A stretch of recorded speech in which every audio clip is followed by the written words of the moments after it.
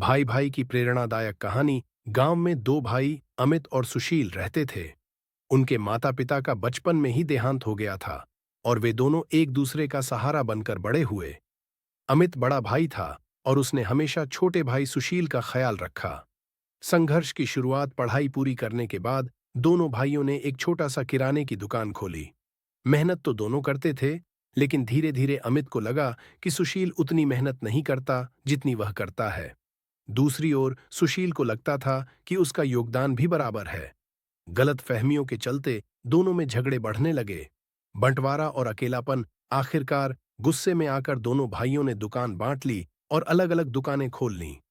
कुछ समय तक दोनों में प्रतिस्पर्धा चली, लेकिन किसी की भी दुकान पहले जैसी नहीं चल पाई। दोनों को एहसास हुआ कि साथ रहते हुए जितनी सफलता मिली थी, वह अकेले रहते हुए संभव नहीं हो पा रही थी।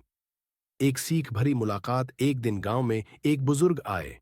उन्होंने दोनों भाइयों को समझाया, सच्ची ताकत साथ रहने में होती है।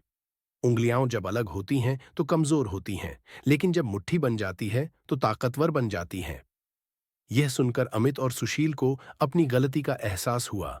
उन्होंने अपनी दुकानें फिर से मिलाकर साथ में काम करने का निर्णय लिया। इस बार उनका व्यापार पहले से भी ज्यादा बढ़ा और उन्होंने गांव में एक बड़ी सुपरमार्केट खोल दी। सीख। परिवार में एकता ही असली ताकत है। अगर हम एक दूसरे पर भरोसा रखें और साथ मिलकर मेहनत करें तो कोई भी मुश्किल हमें हरा नहीं सकती।